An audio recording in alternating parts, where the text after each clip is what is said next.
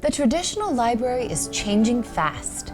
Paper books and the multi-level structures that house them are becoming a thing of the past, while digital books, e-books, pave the way for a new future of instant, worldwide accessibility to knowledge.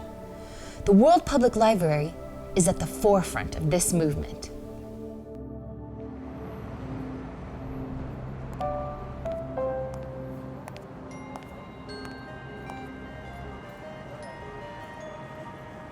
Hi, I'm Mia with the World Public Library, and I would like to invite you on a journey through the library's past, present, and future. Along the way, we'll explore what has made the library such a unique and important place historically, and what the World Public Library is doing today to make the library more useful and vital than ever before. It's impossible to think about the progress mankind has made without calculating the role that the library has played. Any city that's had a great impact on learning has had a great library behind it, fueling that learning. Libraries date back to 1900 BC in the Sumerian city of Nippur. Nippur's library held tens of thousands of inscribed clay tablets. These tablets themselves dated as far back as 2600 BC and included mathematical tables and almanacs. The first great library was founded in 290 BC by the Ptolemy dynasty in Alexandria, Egypt. The Library of Alexandria, as it came to be known, housed between 250,000 and 500,000 papyrus scrolls. The library tried to acquire copies of all writings, sending agents far and wide to acquire texts. Scrolls were bought, copied, and stolen. Boats visiting Alexandria were required to lend any writings on board to the library for the purpose of copying. Some were returned. Tragically, the Library of Alexandria was destroyed by mobs sometime in the 3rd or 4th century AD. As impressive as these libraries were, neither allowed access to the general public. The great Renaissance libraries that followed were much the same, private collections for the wealthy and intellectual elite. The first truly public lending library was founded by Benjamin Franklin in 1731. This library allowed anyone to borrow, member or not, but required that non-members put down collateral in the event they decided not to return their book. Today, what makes the library so distinctive is that all its resources at all of its branches can be used by anyone for free.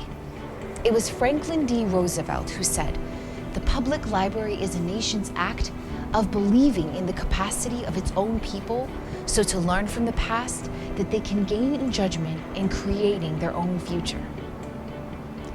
John Guagliardo, the founder of the World Public Library, has said similarly that all the wisdom of our ancestors has been preserved in books and written works and saved for future generations. His mission and the mission of the World Public Library is to create free, instant, global access to all recorded knowledge. But what happens when the materials in a library become more fit for a museum? And what does a library do when it takes a building the size of the Smithsonian to hold all of its materials? Mark Adams is the Public Relations Coordinator for the World Public Library. All the books in your local library branch are used and handled and torn, spilled on. And regardless of how careful patrons are with the materials, there will be accidents and there will be wear and tear over time. So it follows that most libraries have a preservation department, an entire department of people devoted to repairing the materials and maintaining them in the library. Even so, there are certain materials that simply can't be handled. Thomas Jefferson's version of the Declaration of Independence, or a rare copy of the Gutenberg Bible, can't be handled or read by patrons. They're simply too precious as artifacts. Another problem libraries around the world encounter is a lack of space. There are too many materials and not enough room to store them all. In the New York Public Library main branch, there are 7 floors of stacks, all full of books. You can't go to the books, they must be brought to you. The library is always trying to balance between preservation and access. The irony is that the more people who have access to the book, the further the book deteriorates. But when you try to preserve the book, you end up taking away access. The solution is e-books. High-resolution preservation that can also be accessed by anyone and everyone. With the advent of digital technology and the prevalence of the internet, there began a new era in the history of the library, the e-book. Why use resources preparing and preserving works to be handled when you can create digital versions that don't need maintenance and can be used by millions of people simultaneously? Every book in this library can be accessed on a single device. Suddenly, the need for more storage space disappears as well. We don't have a preservation department. We don't need one. We don't have building after building full of stacks either. You can access and read Thomas Jefferson's draft of the Declaration of Independence or that copy of the Gutenberg Bible. Or you can peruse any one of thousands of copies of classic works with author's notes in the margins. You could even study the ancient cuneiform script of the Sumerians. We also provide access to the Dead Sea Scrolls and classic sheet music. Because our books are in digital form, we don't have limitations on the usage of rare items. We started in 1994 as a small online resource for teachers and students. In 1996, it became clear that there was a huge demand for free digital access to books, and we founded the World Public Library. Since then, we have founded dozens of branches catering to the specific needs of different communities, all based on the idea behind the original public library. Anyone can access the materials and do so for free.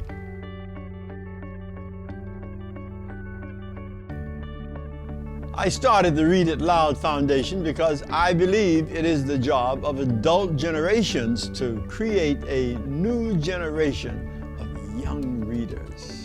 It has been proven that literacy, the ability to read, write, and communicate clearly, plus comprehend, will define a child's future success in school and in life. At the Read It Loud Foundation, we believe the only way to create young readers, to give children a better chance to be successful, and to eradicate adult illiteracy is for everyone to commit to reading together. The biggest obstacle is the lack of books and resources available to the underprivileged around the world. To address this, we partner with School eBook Library and the World Heritage Encyclopedia to provide e-library cards to people in locations so remote that they just simply don't have access to a public library. There aren't enough books to go around. To make our plan a reality, we found inspiration in RED, an organization that is battling AIDS in Africa right now by enlisting the help of the commercial industry. We wanted to be of similar help in battling illiteracy and enabling the underprivileged in Africa. So we partnered with Xynox Computers from Nigeria. They now include 1 million ebooks on the hard drive of every Xynox PC sold. Plus, each purchaser receives a free e-library card, granting them access to the School eBook Library's more than 3 million ebooks, audiobooks, tutorials, videos, graphic novels, and access to World Heritage Encyclopedia's more than 6 million articles that are edited and peer-reviewed. Read It Loud has also partnered with One Laptop Per Child, an international organization whose mission empowers the world's poorest children through education by providing them laptop computers. Each laptop is rugged and designed with hardware, content, and software for collaborative, joyful, and self-empowered learning. Part of the content on each computer includes School eBook Library's children's literature collection with over 2,000 classic works. Children's writer Seymour Simon has said, "Knowledge empowers people with our most powerful tool, the ability to think and decide. There is no power for change greater than a child discovering what he or she cares about." This wisdom is true not only in third world countries, but everywhere. By the time children reach college age, books become extraordinarily expensive, making it harder to access the knowledge that helps a child decide on and pursue a career path. My son used to pay between $100 and $200 per textbook. How can young adults be expected to spend $500 or $600 on books every semester when many of them are barely able to afford tuition? Similarly, folks who simply enjoy reading believe they only have two options. Go down to the local library on the chance that it is open, likely be told their book isn't available, or purchase the book through an online retailer who charges an average of $32.41 for a single book. Now, the average reader in America reads 15 books every year. This is an average cost of $486.15 when purchased from online retailers. Think of the graduate student in America. They read approximately 100 books each year.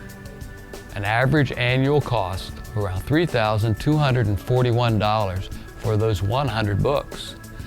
These same books can be found at our library free. When you sign up for an e-library card at the school ebook library, we are enabling and empowering you with millions of library resources. In turn, your support then enables organizations like Read It Loud to empower the underprivileged all over the world. You are acknowledging and actively supporting the need for a worldwide library of knowledge, and your support matters. It's easy to sign up. Simply fill out the library card registration form on our website. There's a small $8.95 annual e-library card fee. You are now a member of the world's library and an active supporter of literacy and accessibility to knowledge all over the world. We're rewarding curiosity for everyone. This is not a private Renaissance library. It's a public library, and that's what we're trying to retain in the digital age. The difference is, it used to be that you walked into a library and what was available to you was whatever you saw on the shelves. It wasn't until 20 or 30 years ago that libraries came up with a system called interlibrary lending, where you could order something from another library and have it delivered to the branch closest to you.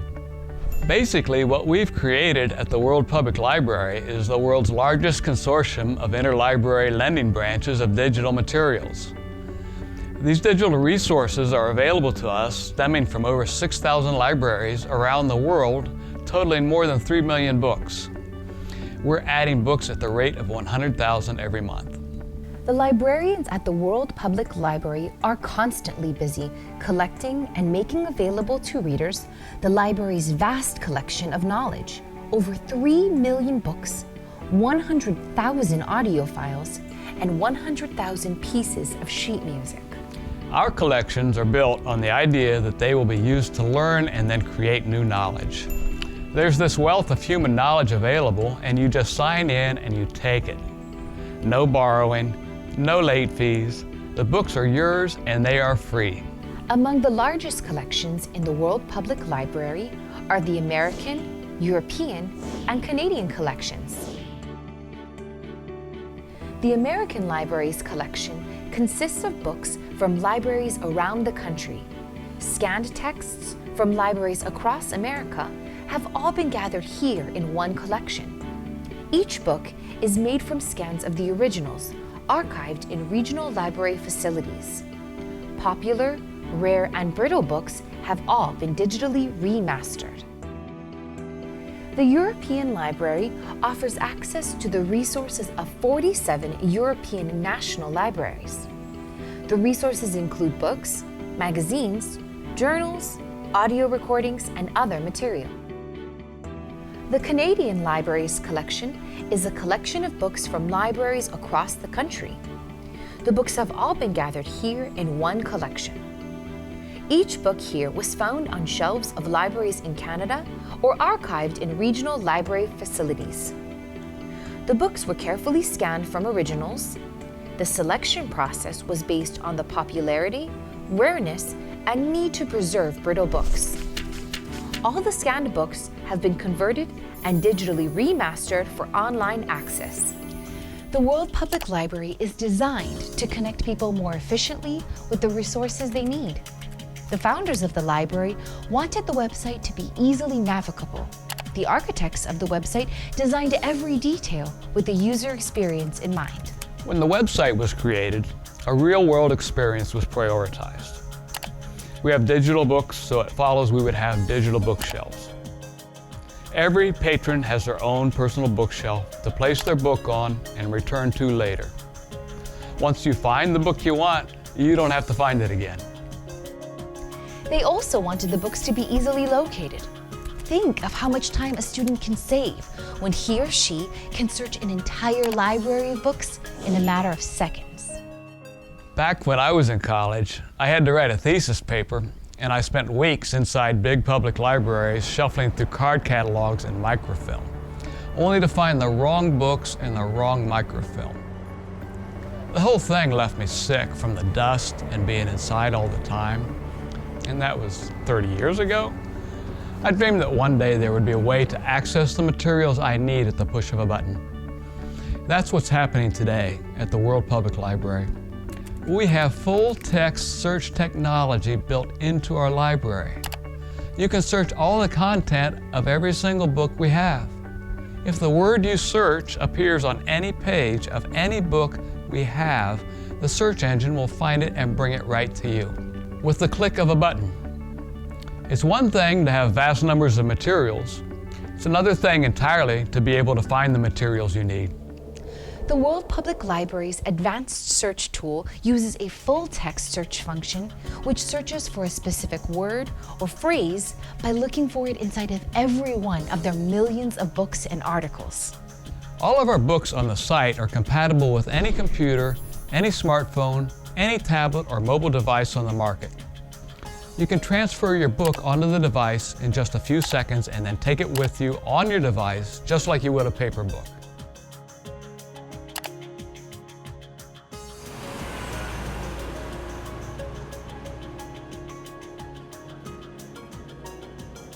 And in fact, you don't even need to download the book because with our cloud library service, available to anyone, you can place your book on your bookshelf and then use it on your device wherever you are. It's incredibly simple.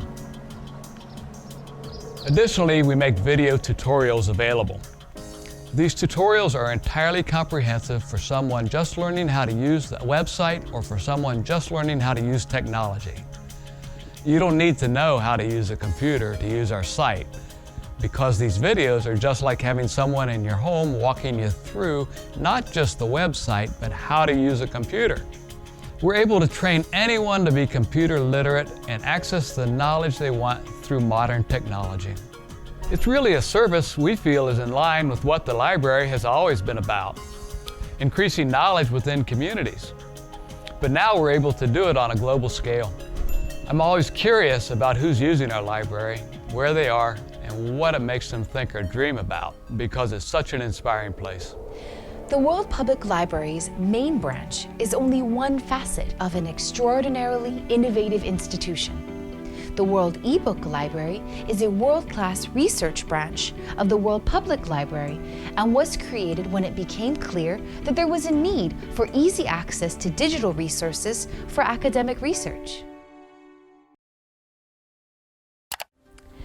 The academic collections at the World eBook Library are comprised of curated ebooks from every discipline or field of study taught at the college or university level. These collections are full of millions of primary and secondary sources and also our research collection, which has many encyclopedias and other tertiary sources. They are all easily searchable, downloadable, and compatible with mobile devices. We are also responsible for the curation of the World Heritage Encyclopedia. Nowhere else can you find a dynamic digital encyclopedia, always current, that is searchable and portable.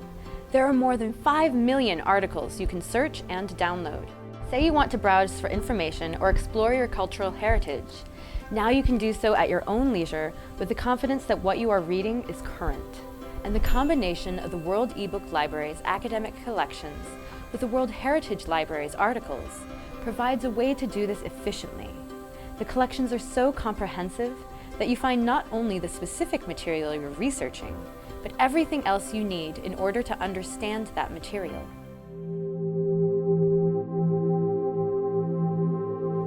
The greatest problem we face today is the loss of materials before we have the opportunity to digitize them.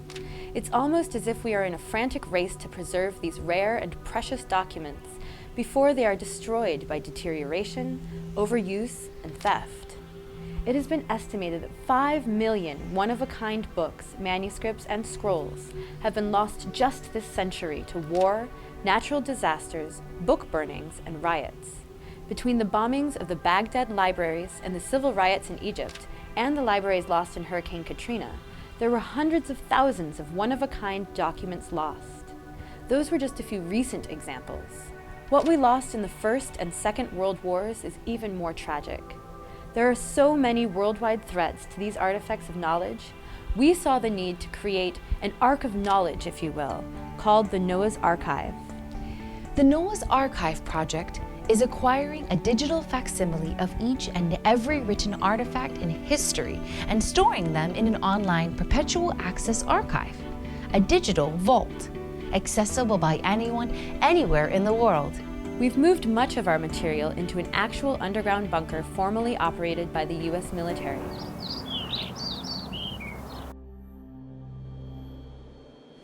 This facility was built back in 1943. It was built to protect Kaneohe Marine Base from the re-invasion of the Japanese. It never fired a shell because the Japanese never came back to Hawaii. But the walls are 23 inches thick, the ceiling is 19 inches thick, and the whole facility sits on a 4-foot thick cement slab, 175 feet above sea level, 150 feet into the mountain, and 230 feet under the mountain. The University of Hawaii Engineering Department has looked at it and said that it's very stable. It's the perfect place to archive data and store archivable material. We have so much unique material, so many artifacts of knowledge that everything we digitize or acquire must be preserved for posterity. On the other end of the spectrum is a place without many books at all. Well, people think of libraries as a place where it's primarily books, but we've actually prioritized the gathering of knowledge and art and history of any medium and any form. Well, we've gathered everything from avant-garde to countercultural items, and we anticipate their future importance. Now, for example, we have 70,000 graphic novels, comic books, and manga titles even. We have 2,000 video games that you can actually play and experience. It's really interactive. And if you think about it, video games will be looked back upon one day as innovative art. After all, many people thought that the Beat Poets' work was to be shunned and ignored even, and now their works are highly valued. Basically, we collect information and knowledge, period. Not just knowledge that we like or agree with or even understand at the time. We're also responsible for the curation of the photography library, where we've gathered, more than 85,000 photographs of everything imaginable, really. We have thousands of photos of underwater ocean habitats from the National Oceanic and Atmospheric Administration. We have high altitude photographs of geological formations and satellite photos from NASA, Hubble Space Telescope photos of remote constellations. You can't just find these photographs anywhere. Now, you're free to peruse the photos. You can download them and use them however you choose. Really, it's a resource for documentation and creativity and inspiration. The inspiration and education of young minds has often been at the heart of what libraries have tried to accomplish throughout their existence. And this remains true at the school ebook library branch today. 1, 2, 3, go! B, C, D, E, F, G, H, I, Well, we've made this a place where J, kids can thrive, and we try to choose books that are fun and engaging for children. Children have to know how to read to achieve in the world, and they have to get information out of print. And now instead of trekking down to their local library, these kids can access books anywhere and learn to love reading. We have a children's literature collection of more than 1,500 books. Many of the books are considered all-time classics. They're searchable and downloadable. A child can read The Adventures of Huckleberry Finn at home or Aesop's Fables in the car on his mom's iPad. Well, as early as 2001, we began to see the important role that video would play in the motivation of children's learning. And that's what encouraged us not only to gather children's books and reading materials, but to go out and create materials that inspire children to read.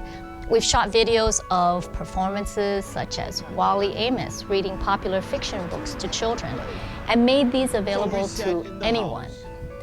We also have almost 4,000 video books on a wide variety of subjects available for children or anyone to view.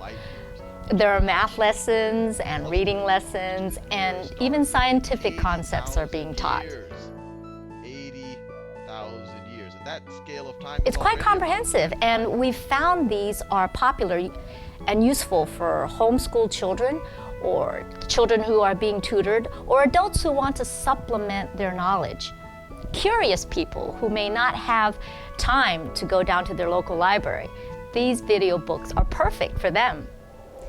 Among the curious who visit the World Public Library and its branches are the future authors and creators of the world.